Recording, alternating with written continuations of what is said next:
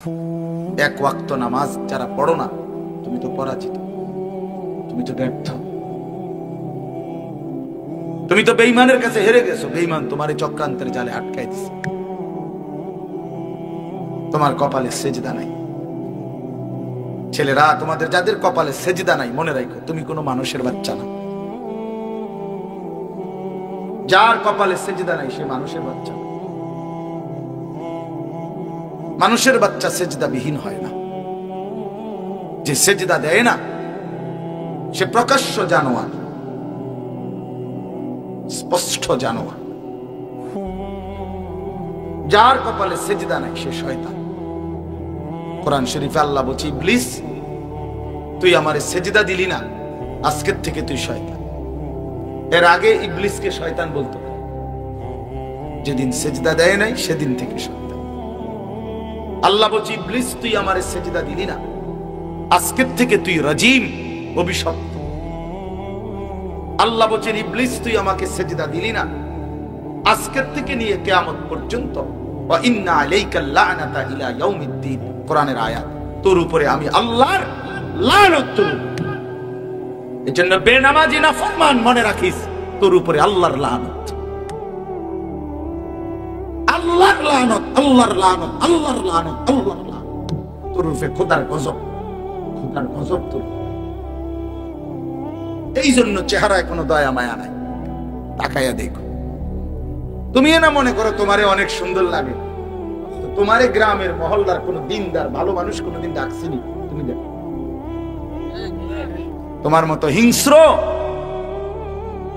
তুমি দেখছুনি। তোমার সমবয়সী না, তোমার লগে আড্ডা মারে।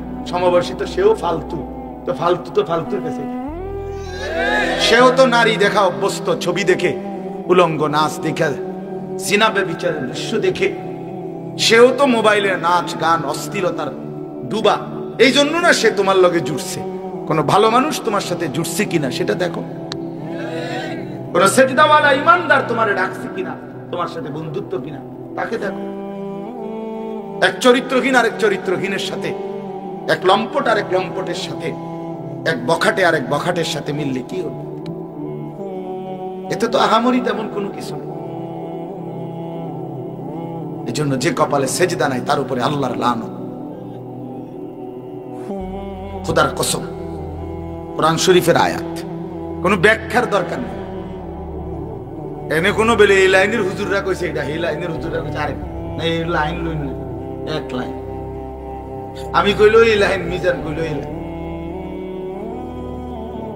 হ্যাঁ, ওই বলছে না আপনাদের কাছে, বেচারা আমার কাছে পড়ছে, হ্যাঁ অল্প কিছু, মাশাআল্লাহ অনেক মহব্বত করতো তখন আমাদেরকে, আমরাও মহব্বত করতাম। আমি জানিও না আমার মাহফিল এখানে, আমার ওই বাইজিৎ আমার একজন ঘনিষ্ঠ, হে আমারে দাওয়াত দিছে। ওই কাছে আইসা দেখি হাট বলি বাড়ি নাম, আমি দিছি হেরে দমকার বেটা বেওকুফ, আমি তো এটা চিনি। এটা আমি কত আইছি এই গ্রাম, এটা আমি ভালো করেই চিনি। আশ্চর্য কোনো জায়গা নয়, তোমার পুরাতন এলাকা। হ্যাঁ, এই জন্য প্রিয় বন্ধু আমার, ভাই আমার, আমি মনে করাই দিলাম তোমাদেরকে, নওজোয়ান, আত্মপরিচয়, আত্মসম্মান, আত্মমর্যাদা, নিজের এতটুকু পরিচয় বিসর্জন দিল। নিজের মুসলমান পরিচয় থেকে সরাই এলাইও না। আল্লাহ দোহাই, তুমি ক্ষতিগ্রস্ত হইবা ভাই। কোরআনুল কারীমের মধ্যে আল্লাহ বলছে, ইন্নামাল মুশরিকুনা নাজাস। সমস্ত মুশরিক বেঈমান নাপাক, নাজাস। তাহলে ওই বেঈমানের মতো সাজলা কেন? সেজদাবিহীন তুমি তো নাপাক। ওয়া খাসিরা হুনালিকাল মুবতিলুন। আল্লাহ বলে সমস্ত বাতিল, গোমরা, সব খাসিরা, পথহারা, ক্ষতিগ্রস্ত। তুমি লস খাইবা, ক্ষতিগ্রস্ত হইবা। একদিন না একদিন, দিন শেষে, রাত শেষে একদিন দেখবা পিছন দিকে মনে পড়বে সব তোমার আসলে কিছুই, বন্ধুরাও নাই, শরীরও নাই, স্বাস্থ্যও নাই, যৌবনও নাই, শরীরের সক্ষমতাও নাই। একদিন দুনিয়াতেও হয়তো লজ্জিত, আর কবর আখেরাতে তো লজ্জিত হওয়াই। এই নারী ছবি, এই নাচ গান, এই মদ জুয়া ফুর্তি, এই অশ্লীল দৃশ্য, উলঙ্গ ছবি, খোদার কসম একদিন তোমার এই চোখের পানি ফেলা, হয় দুনিয়াতে অথবা কবরে আখেরাতে। দুনিয়াতে অসংখ্য যুবক ক্ষতিগ্রস্ত। আমার পকেটে সব সময় ছেলেদের চিঠি থাকে, কাগজ অনেক। আমি তো সারা দেশে এই ছেলেরা আমার নওজোয়ানরা চিঠি দেয়, কাগজ দেয়, লিখে মোবাইলে বলে, মেসেজ দেয়, শুনি, দেখি, কথা বলি। কি পরিমাণ এই উলঙ্গ ছবি, নারী, জেনা, ব্যভিচার দেখতে দেখতে নিজের হাত, শরীর, যৌবন সব নষ্ট করে এখন অসহায়ের মতো দুঃখে দুঃখে কাঁদে, দোয়া চায়। তোমার কাছে তো আর বলবে না।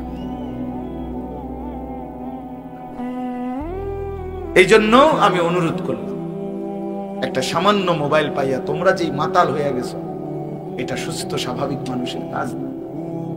বড় মোবাইলের কোনো বিশেষ প্রয়োজন থাকতেই পারে, এটার দ্বারা অফিসিয়াল পৃথিবীর এই অনলাইনের যুগে অনেক কাজ, ঠিক আছে, সেটা তো স্বাভাবিক।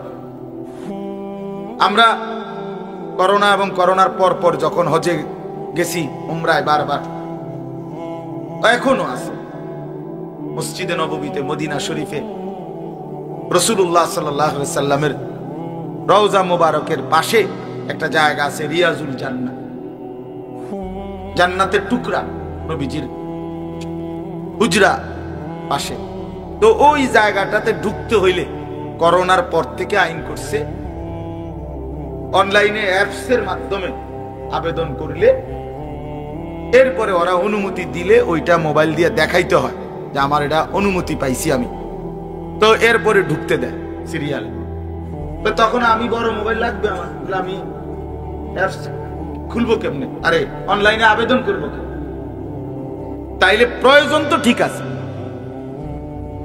অফিসিয়ালি সরকারি চাকরিজীবী, ব্যবসা, শিক্ষা, অনেক কাজ থাকতেই পারে।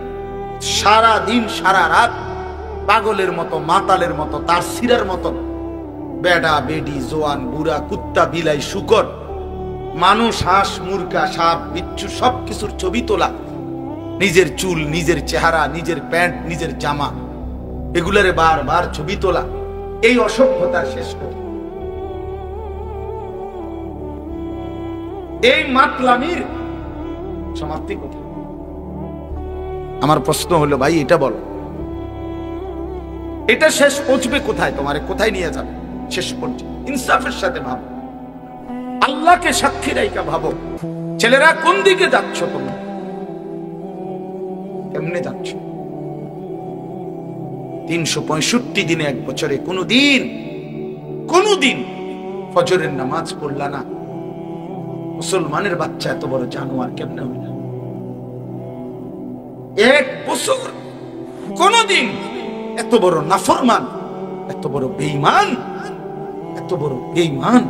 কেমনে হইল? আল্লাহকে এইভাবে ভুলে যায় মানুষ? এক মুসলমান আল্লাহকে এইভাবে ভুলে যায়? 365 দিনের একটা বছর,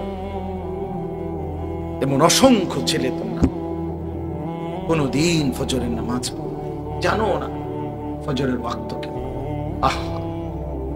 মানুষের বাচ্চা এত বড় পাষাণ হবে? কোন মায়ের পবিত্র দুধ খাইছে, এক মুসলিম বাবার ঘরে তো বড় হয়েছে, কেমনি এভাবে আল্লাহকে ভুলে? ইয়া আইয়ুহাল ইনসান মা গাররাকা বিরাব্বিকাল কারীম। রব্বুল আলামিন বলেন, হে মানুষ, এমন দয়ালু মেহেরবান মাওলাকে কেমনে ভুলে গেলা? আমার মতো দয়ালু মেহেরবান মালিক থেকে কে তোমারে ভুলায় দিল? মা গাররাক, কি এমন পেলে বান্দা যে আমি আল্লাহকে ছেড়ে দিলে এক ওয়াক্ত নামাজের সেজদাও দিলা না? কেমনে ভাবে ভুলে গেলা? সামান্য একটা চা দোকান তুমি আমি আল্লাহকে ভুলায় দিল, একটা সিএনজি, একটা অটো রিক্সা বুঝি আল্লাহকে ভুলায় দিল, একটা 20,000 টাকার মোবাইল বুঝি আল্লাহকে ভুলায় দিল। হায় মুসলমান, এভাবে কেমনে ভুলে গেলাম? ফাবিআইয়ি হাদিসিন বাদাহু ইউমিনুন। কোরআনে আছে, আল্লাহ বলেন, বান্দা, কোরআন আমি নাজিল করেছি, এই কোরআনের মাধ্যমে, আমার বন্ধুর মাধ্যমে এক একটা কথা বারবার বারবার বলেছি। আকিমুস সালাহ, আকিমুস সালাহ, বারবার বলেছি বান্দা নামাজ পড়ো, নামাজ পড়ো, নামাজ পড়ো, নামাজ পড়ো। এবার আল্লাহ জানতে চাইছে, বান্দা আমার মতো মালিক আর কেমনে বললে, আর কতবার বললে তুমি বিশ্বাস করতা, মানতা? এই নাফরমান বেনামাজি হাইওয়ান, দাঁড়াবে, অসভ্য কোথাকার, তোর মালিক তোরে আর কতবার বললে সেজদা দিতি? একটা লাথি দিবে ফেরেশতা দিয়ে, একটা লাথি। কোরআন শরীফ আছে, একটা লাথি দিবে। আল্লাহ ফেরেশতাকে বলবে, ফেরেশতা খুযুহু ফাগুল্লু, বেঈমান নাফরমানকে বান হাশরের ময়দানে বেঁধে ফেল, ধর তারে আর বাঁধে, ফাগুল্লুহু, তারে বাঁধে। ফেরেশতা বেঁধে ফেলবে। এরপরে ফেরেশতা বলবে, আল্লাহ এখন কি করব? কোরআন শরীফে আছে, আল্লাহ বলবেন, সুম্মাল জাহিমা সাল্লু, একটা লাথি মাইরা জাহান্নামে ছুঁড়ে মার, মার লাথি, লাথি, একটা লাথি দিবে, থ্রাম করে লাথি দিবে। ফেরেশতা এক লাথি দিবে, এই বাঁধা বেঈমান জাহান্নামে গিয়ে, সুম্মা ফি সিলসিলাতিন যারউহা 70 জিরাআন ফাসলুকু। এরপরে কি হবে? আল্লাহ কোরআনে বলেন, এরপরে জাহান্নামের ফেরেশতা, ওই ভিতরে ফেরেশতা আরো আছে জাহান্নামে, ওই ফেরেশতারা এই নাফরমান বেঈমানকে 70 হাত আগুনের শিকল দিয়া, 70 জিরাআন, 70 মানে 70, 70 হাত আগুনের শিকল দিয়ে বেঁধে, আল্লাহর কসম কুত্তার মতো আল্লাহ বলবে, ফাসলুকুহু, আরে কুত্তার মতো জাহান্নামের মধ্যে ঘুরাও, আর সমস্ত বাকি জাহান্নামীদেরকে দেখাও এই বেঈমানের অপরাধ কি, শোনাও। ফাসলুকুহু অর্থ হলো ঘুরাও, কুত্তার মতো ঘুরাও তার চারদিকে। কি মনে করছো? হ্যাঁ, আখিরাত মামুর বাড়ি, আমরা বেওকুফ, তোমরা চালাক না? আমরা যারা 5 ওয়াক্ত নামাজ পড়ি আমরা বেওকুফ, তুমি চালাক। পরের নারী দেখলে চালাক, জেনা ব্যভিচারের দৃশ্য দেখলে চালাক, উলঙ্গ ছবি দেখলে চালাক, গান বাদ্য আর নাচ গান, এটা বুদ্ধিমান, এটা বুদ্ধিমান। সুদের টাকা বুদ্ধিমান, হারাম রোজগার এটা বুদ্ধিমান, অবৈধ উপার্জন এটা চালাক, তো বাটপার। কথা বলেন না? কেউ যদি বলে কেমন চালাক দেখছো তিতে বেড়া, 100 গ্রাম কম দিয়া 1000 গ্রাম 1 কেজি বেচে চালাইছে, এটা চালাক, তো বাটপার, এটা চিটার। তাহলে সুদখোর চালাক না, সুদখোর বাটপার, ঘুষখোর বাটপার, কিস্তিখোর বাটপার, এগুলা চিটার বেটা, চিটার বেটা, বাটপার। তুই চালাক কিসের? এই সমাজকে জবাই করে দিস।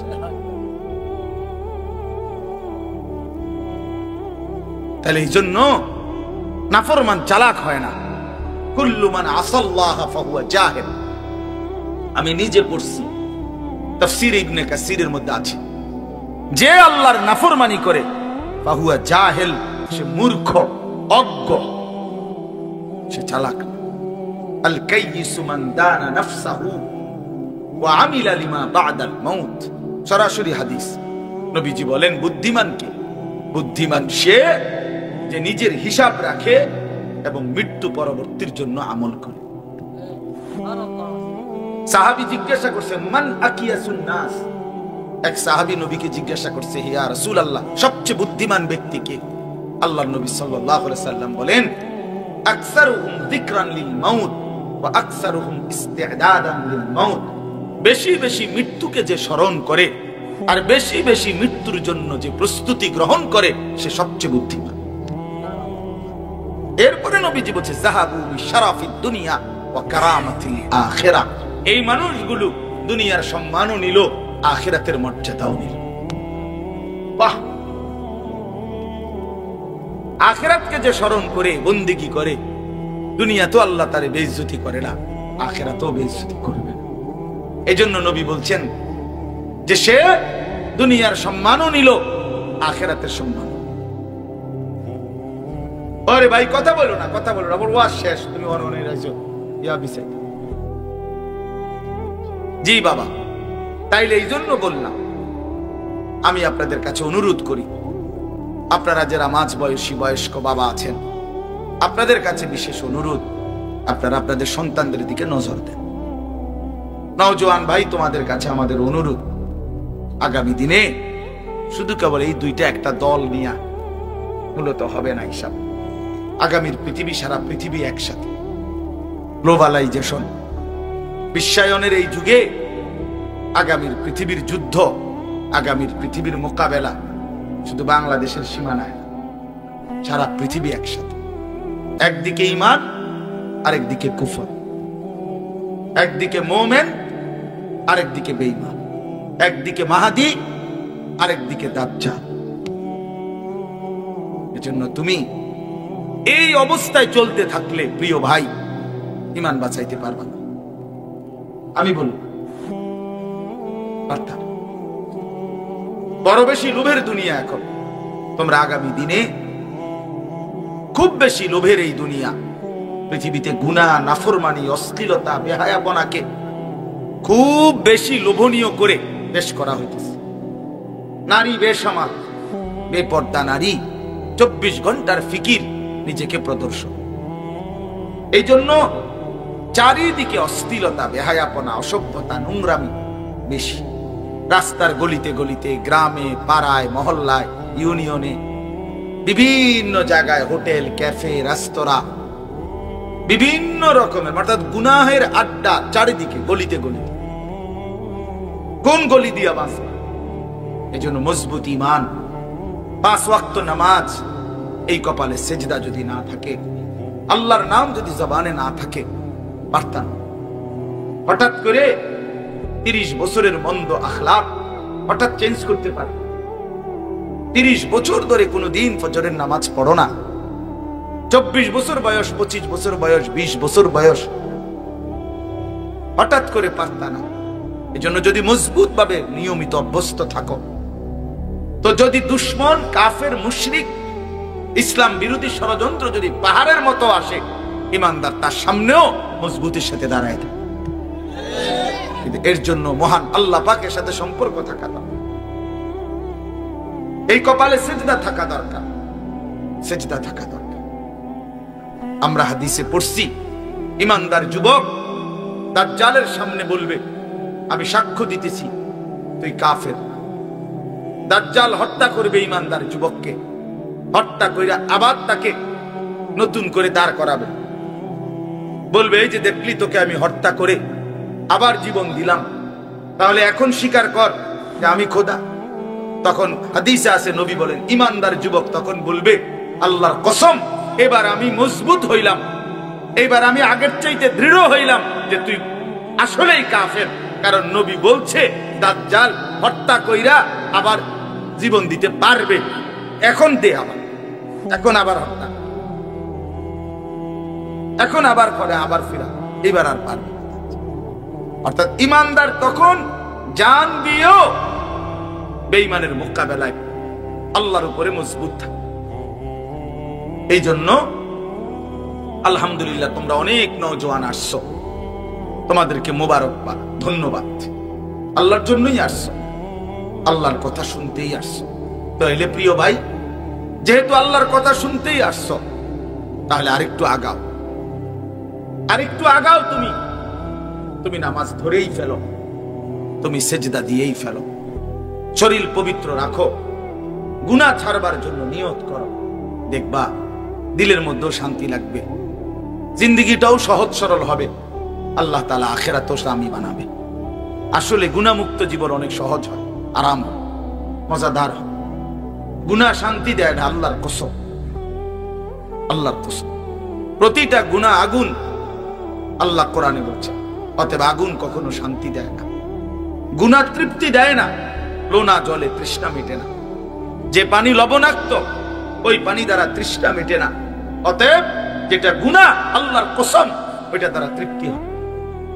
এক সাগর মদ পান করলেও মদখোর, নেশাখোর, গাঞ্জাখোর, ফুট্টাখোর, বাবাখোর, ডাইলখোরকে জিজ্ঞাসা করো, ইয়াবাখোরকে, কোনদিন সে তৃপ্ত হয় না। কিন্তু পানি এক গ্লাস পান করলেই তৃপ্ত হয়েছে। গুনাহ তৃপ্তি দেয়। যে যুবক উলঙ্গ ছবি দেখো, নারী দেখো, সারা পৃথিবীর সব নারী উলঙ্গ করলেও তোমার তৃপ্তি হবে না। কিন্তু ঈমানদার একজন পবিত্র স্ত্রী, হালাল একজন স্ত্রী দিয়েই তার 70 বছরের জিন্দেগি পার করেছে।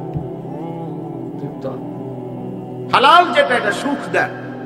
হালাল যেটা, সেটা তৃপ্তি দেয়। হালাল যেটা, সেটা দিলের সুকুন, হৃদয়ের প্রশান্তি দেয়। গুনাহ তৃপ্তি দেয়। ওই ভাইয়ের পুরা মনোযোগ মোবাইলটা, ওনার পুরা খেয়াল হইল হুজুরের কথা, যা অন্য মানুষ তো শুনতেছে আর কি, তার পরে জিঙ্গায় লইল, বুঝলেন? আপনি অন্যদের থেকে পরে জিগায় নিয়ে, মানে এটা অনেকের অভ্যাস যে আরো বলুক, আমি আমার মতো। হুজুরের আব্বাই কইলো আমি লড়তাম, বুঝলেন নাই? আমি যেটা করতেছি এটা হুজুর কি তা, হ্যাঁ? এটা ঠিক না, ঠিক, এটা উচিত না, এটা উচিত। আল্লাহ আমাদেরকে বুঝ দান। চলেন এবার আমি ছোট ছোট 6টা আয়াত পড়ছি, এই আয়াতটার তরজমা বলি, আমার কথা শেষ। আমার আসলে মাগরিবের পরেই বয়ান করার কথা ছিল, আমি উপযুক্ত টাইম দিতে পারি নাই, আসতে দেরি হয়ে গেছে।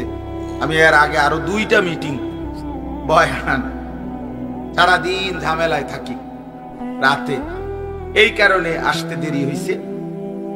ইনশাআল্লাহ আমি আসলেই, আল্লাহ যদি তৌফিক দেয়, আল্লাহ পাক তৌফিক দিলে, সুযোগ দিলে আবার কখনো ইনশাআল্লাহ আরো লম্বা সময়ের জন্য আসবো। 30 নম্বর পারা, 83 নম্বর সূরা। সূরাটার নাম হলো তাতফিফ। আমি যেই সূরাটা পড়ছি, তাতফিফ, এই সূরাটার 6টা আয়াত আমি পড়ছি। প্রথম 6 আয়াত আল্লাহ তাআলা বলতেছেন, বিসমিল্লাহির রহমানির রহিম, ওয়াইলুল লিল মুতাফফিফিন, যারা তাতফিফ করে তাদের জন্য জাহান্নাম। আমি বলতেছি ব্যাখ্যা, আগে তরজমাটা শুনুন। যারা তাতফিফ করে তাদেরকে বলা হয় মুতাফফিফ, তাদের জন্য জাহান্নাম। শব্দটা হলো তাতফিফ, ত আকার তা, ত, তাত, ফ দীর্ঘিকার ফি, ফ, এই তাতফিফ। বুঝছেননি বাংলাটা? ফ মানে ফল লিখতে যেই ফ, তাতফিফ। আল্লাহ বলেন যারা তাতফিফ করে তাদের জন্য দুর্ভোগ, লাঞ্ছনা, আযাব, জাহান্নাম। প্রশ্ন হলো তাতফিফ কি? ঠিক আছে না? তাতফিফ অর্থ 2টা। প্রথম অর্থ হলো তাতফিফের ওজনে কম দেওয়া, এটাই অর্থ। তাহলে অর্থ এই দাঁড়াইলো, যারা ওজনে কম দেয়, যারা অন্যকে ঠকায়, আল্লাহ বলে তাদের জন্য জাহান্নাম। আল্লাহ আবার নিজেই ব্যাখ্যা করে দিছে পরের 2 আয়াত, আল্লাযীনা ইযা তালু আলান নাসি ইস্তাউফুন। আল্লাহ বলে তাতফিফ কাকে বলে, আল্লাহ নিজেই বলছে, যারা নিজের জন্য যখন নেয়, ইস্তাউফুন, তখন পূর্ণ নেয়। ওয়া ইযা কালুহুম আও ওয়াজানুহুম ইখসিরুন, অন্যকে যখন মাইপা দেয়, অন্যের জন্য যখন দেয়, তখন ইখসিরুন, কমিয়ে দেয়। নিজে নিলে 60টায় একালি, আরেকজনকে দিলে 3টায়ও একালি হয়ে যায়। বুঝেন নাই কথাটা?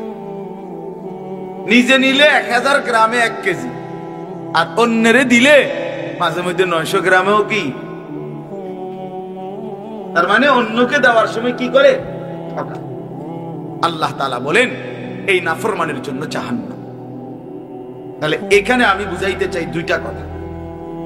এক নাম্বার কথা হলো এই অন্যকে মানুষের সাথে লেনদেন, যেই কোনো ব্যক্তি আমার কাছে যা পায়, যেই কোনো ব্যক্তি, কোন মানুষ আমার নিকট যা প্রাপ্য তার প্রাপ্য পূর্ণ দেওয়া, এটা আল্লাহর আদেশ। আর তাকে ঠকানো, তার প্রাপ্য কম দেওয়া, এটাই তাতফিফ, ওই ব্যক্তির জন্য জাহান্নাম। তাহলে এখানে গুরুত্বপূর্ণ তাফসিরে লিখছে যে এটার অর্থ হলো বান্দার হক কোনোভাবেই না ঠকা, বান্দার হক কি না করা, না ঠকা। এই মানুষের যাবতীয় লেনদেন বান্দার হক, বান্দার হক। আমরা যেই লেনদেন করি, মানুষ মাত্রই লেনদেন করে মুআমালাত। মানুষ সমাজবদ্ধ জীব, মানুষ একা থাকতে পারে না। আর মানুষের সকল প্রয়োজন সে একা নিজে নিজে পূরণ করতে পারবে না।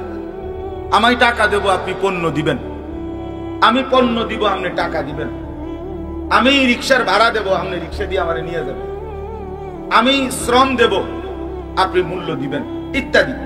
মানে মানুষ মাত্রই সমাজবদ্ধ, সঙ্গবদ্ধ মানুষ, একে অপরের প্রয়োজন পূরণ করে। এটাই লেনদেন, এটাই মুআমালা। অতএব এটা বান্দার হক। এই বান্দার হকের মধ্যে কোন রকমের ঘাটতি করা, কমতি করা, এটা হারাম, ওই ব্যক্তির জন্য জাহান্নাম। তাহলে এক্ষেত্রে প্রথম অর্থ হইল ওজনে কম না দাও, ওজনে কম না দাও। কোরআনুল কারীমের মধ্যে আল্লাহ তাআলা বলছেন ওয়া আকিমুল ওয়াজনা বিল কিসত ওয়া লা তুখসিরুল মিজান। সূরা আর রহমানের মধ্যে শুরুতেই আছে আল্লাহ বলেন ইনসাফের সাথে ওজন পূর্ণ করো, কোনোভাবেই ওয়া লা তুখসিরুল মিজান, ওজন কমায় দিও না, ওজন কমায় দিও না। ইমানদার এটা করতে পারে। তাহলে এটা বান্দার হক। আপনি যে 100 গ্রাম কম দিলেন, আপনি যে একটা জিনিস কম দিলেন, কিন্তু বান্দার হক নষ্ট করে। আর বান্দার হক নষ্ট করে যে রোজগার কামাই, এটা হারাম। এটা কি বলেন? হারাম। এজন্য আল্লাহর নবী সাল্লাল্লাহু আলাইহি সাল্লাম বলেন লা ইয়াদখুলুল জান্নাতা জাসাদুন গুজিয়া বিল হারাম। যে শরীর হারাম দ্বারা উপার্জিত, হারাম দ্বারা গড়েছে, তার জন্য জান্নাত হারাম, সেই শরীর জান্নাতে প্রবেশ করবে না। নবী সাল্লাল্লাহু আলাইহি সাল্লাম একদিন দেখছেন, তিরমিজির হাদিস, কাবা শরীফ, আল্লাহর ঘর কাবা ধরে দোয়া করতেছে এক লোক, ইয়া রব ইয়া রব। নবীজি সাহাবীদেরকে তাকাইয়া বললেন, দেখো মাতআমুহু হারাম, মাশরাবুহু হারাম, গুজিয়া বিল হারাম, মালবাসুহু হারাম, ফাআন্না ইউস্তাজাবু লাহু।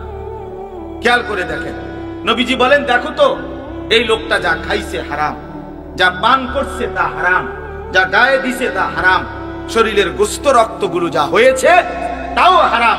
ফাআন্না ইউস্তাজাবু লাহু, তাহলে বলো কিভাবে তার দোয়া কবুল?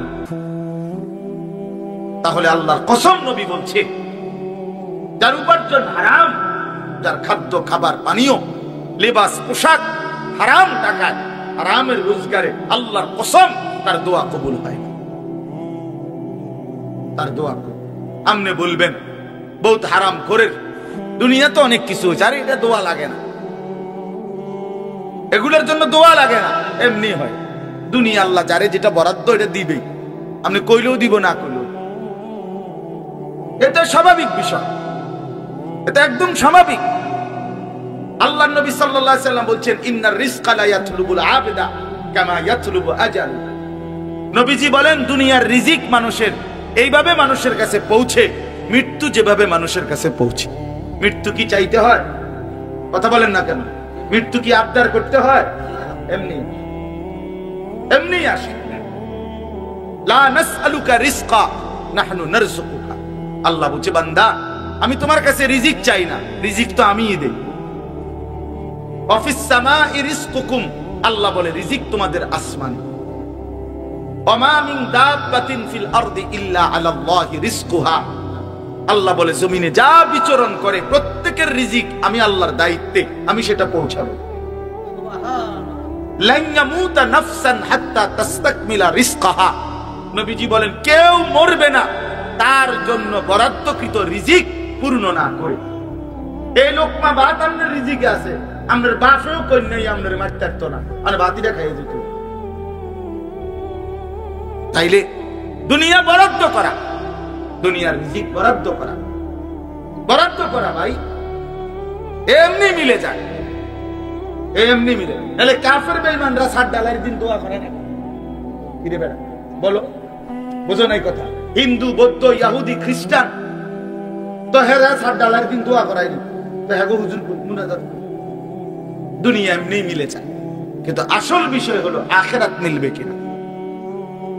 আসল বিষয় কি? আখিরাত মিলবে কিনা। দুনিয়া আল্লাহ তাআলা জন্তু, জানোয়ার, ইমানদার, কাফের, বেঈমান, কুকুর, বিড়াল, গরু, ছাগল, কীট পতঙ্গ সবাইকে খাওয়ায়, কিন্তু আল্লাহর কসম হাসরের ময়দানে আখিরাতে আল্লাহ কোন নাফরমানকে এক ঢোক পানিও পান করতে দিবে না। এক ঢোক। চক্ষু বন্ধ হইলে কবর থেকে নিয়ে নাফরমান আর কোনদিন পানি মিলবে না, আর কোনদিন তৃষ্ণা নিবারণ হবে না, আর কোনদিন খাবারের চাহিদা পূরণ হবে না। এই শেষ, এই শেষ। দুনিয়া ডাকলেও মিলে, না ডাকলেও মিলে। আল্লাহকে যে সেজদা করে আল্লাহ তারেও খাওয়ায়, আল্লাহরে যে সেজদা করে না আল্লাহ তারেও খাওয়ায়। এখানে ইমানদারও রিজিক পায়, কাফের বেঈমানও রিজিক।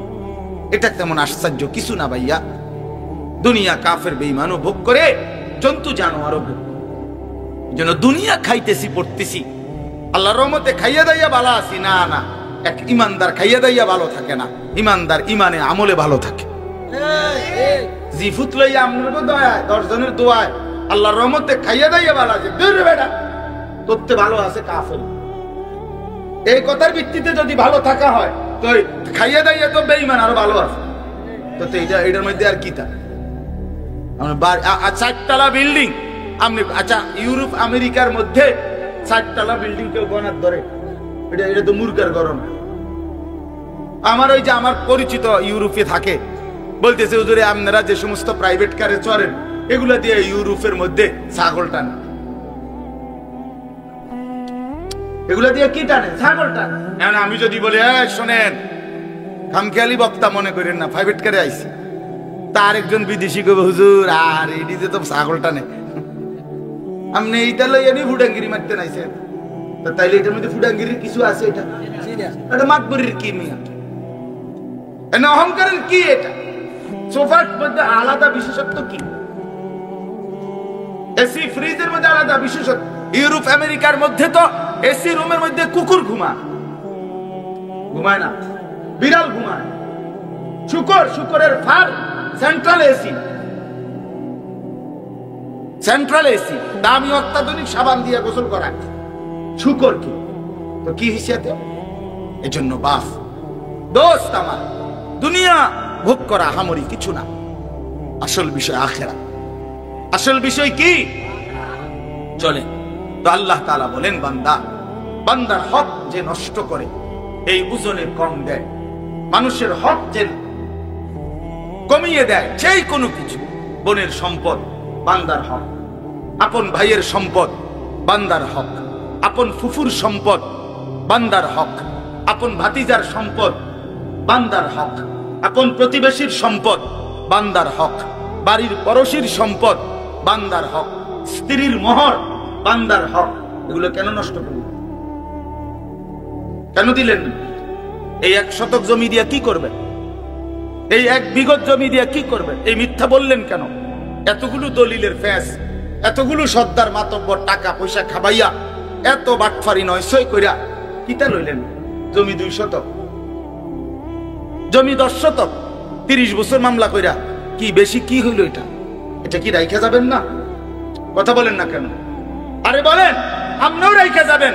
আপনি যেই ফুতের লেগে থুইয়া গেছেন, তেও কবরে যাইবার দিন এই 10 শতক থুইয়াই যাবেন। কেন বান্দার হক নষ্ট? নিজের আখিরাত বরবাদ করলেন কেন? সন্তানের আখিরাত বরবাদ করলেন। এই জন্য বান্দার হক নষ্ট না করে, আল্লাহ নিষেধ করছে। আর এটার আরেকটা ব্যাপক অর্থ হইল যে তাতফিফ, এই কথাটাই মূল। আরেকটা অর্থ হইল আল্লাহর হক এটাও ঘাটতি না করে, অর্থাৎ নামাজ, রোজা, হজ, যাকাত, জিকির, তিলাওয়াত, আল্লাহ পাকের যত ইবাদত, কোন ইবাদতের মধ্যে ঠিক যেটা সহি কোরআন সুন্নাহ সম্মত নবীজির শেখানো বাতানো হুবহু ওইভাবে করার চেষ্টা করা, নাই তো ওইটাও তাতফিফ, নাই তো ওইটাও ঘাটতি, তাহলে ওই জন্য জাহান্নাম। নামাজ নবী পড়লো, আমনে পড়লেন, এত ব্যবধান হইল কেন? নামাজ সাহাবীরা পড়লো, আমনে পড়লেন, এত ব্যবধান হইল কেন?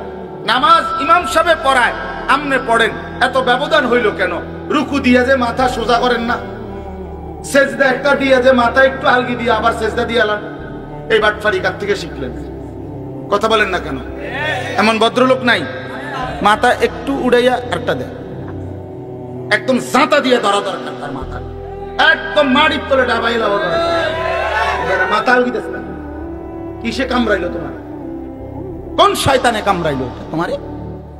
রুকুর থেকে সোজা সোজা দাঁড়াও না, রুকুর থেকে একটু মাথা আলগি দিয়ে একটা মাথা।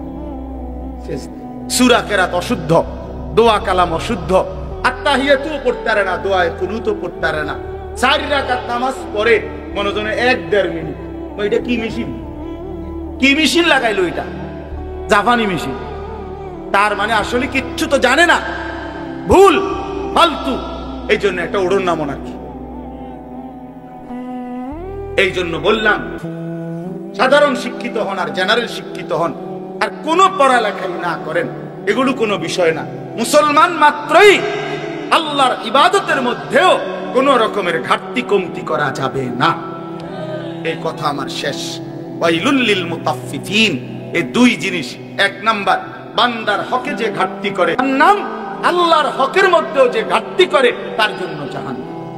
আল্লাহ বলেন যারা ঘাটতি করছো তাদেরকে এবার আল্লাহ বলেন আলা ইয়াযুন্নু উলাইকা আন্নাহুম মাবউসুন। হায় নবী, এদেরকে জিজ্ঞেস করেন না, এই তোমরা যে বান্দার হক নষ্ট করছো, আল্লাহর হক নষ্ট করছো, তোমরা কি আখিরাতে হাসরের ময়দানে দাঁড়াইবে না? এই যে আল্লাহ জানতে চায়, আলা ইয়াযুন্নু উলাইকা আন্নাহুম মাবউসুন, এই তোমরা কি দাঁড়াইবে না? আরে ছেলেরা, বাপ, তোমরা যে নামাজ পড়ো না, এই মুসলমানের বাচ্চা, তুই কি হাসরের ময়দানে দাঁড়াইবি না? বাপ, কেন পড়ো না নামাজ? এই আমার সন্তান, আমার ভাই, আমার ছেলে, কেন নামাজ? তুই মরবি না ভাই? তোর বাপ মরছে, তুই মরবি না? তোর দাদা মরে গেল, তুই মরবি না? তোর বংশের পূর্বপুরুষ সব কবরে চলে গেল, তুই তো বন্ধু চলে যাবি ভাইয়া। আলা ইয়াযুন্নু উলাইকা আন্নাহুম মাবউসুন। আল্লাহ বলেন এই নাফরমানদেরকে বলেন না, বন্ধু তোমরা কি ভেবেছো হাসরের ময়দানে উঠবা না? লিয়াউমিন আযীম, সেই মহা ভয়ঙ্কর হাসরের দিন। ইয়াউমা ইয়াকুমুন নাসু লিরাব্বিল আলামিন। এই শেষ। আল্লাহ বলে বান্দা সেদিন তো হাসরের ময়দানের এত ভয়ানক, একদিন হাসরের ময়দানের 50,000 বছর, এই লম্বা সময় খোদার কসম আল্লাহ বলছে ইয়াকুমুন নাসু, মহান আল্লাহ পাকের সামনে এই কোটি কোটি মানুষ দাঁড়িয়েই থাকবে। 1 সেকেন্ডের জন্য নড়াচড়াও করা যাবে না, বসাও যাবে না। অতএব প্রিয় বন্ধু আমার, বাপ আমার, আমি আর পারলাম না সময় দিতে। আমি অনুরোধ করলাম আপনাদের কাছে, নওজোয়ান সাথী আমার, ছেলেরা আমার, আবারও এই দোস্ত, এই প্রিয় ভাই, তোমাদের অনুরোধ করলাম, আল্লাহকে নারাজ করো না। নামাজ পড়ো, নামাজ পড়ো, নামাজ পড়ো, নামাজ পড়ো। বাবারা যারা আছেন, আপনাদের কাছে আমার অনুরোধ, হালাল উপার্জন করেন, ধোঁকা দিয়েন না, প্রতারণা করেন না। হারাম রোজগার, সুদ, ঘুষ, কিস্তি, এই হারাম টাকা ওজনে কম দিয়া ঠকাইয়া বাটপারি করে 2 নম্বরই করে রোজগার করেন না। নিজেও জাহান্নামী হলেন, পরিবারকেও জাহান্নামী বানায়। মা বোনদের কাছে বলি, নিজেরা বেপর্দা জিন্দেগি হয়েন না, আল্লাহর ইবাদত করেন, নিজের ইজ্জত, নিজের পর্দা, নিজের সতীত্বের হেফাজত করেন। আল্লাহ তাআলা আমার এই সবগুলো নওজওয়ানকে নামাজি বান্দা হিসাবে কবুল করে নেন। আজকের এই মাহফিলকে ভরপুর বরকত দান করেন। সবাই বসে শুনেন, আরো উলামায়ে কেরাম নসিহত করবে, দোয়া হবে। আপনাদের জন্য মেহমানদারি তাবারুকের ব্যবস্থা আছে, আপনারা গ্রহণ করে এরপরে যাবেন।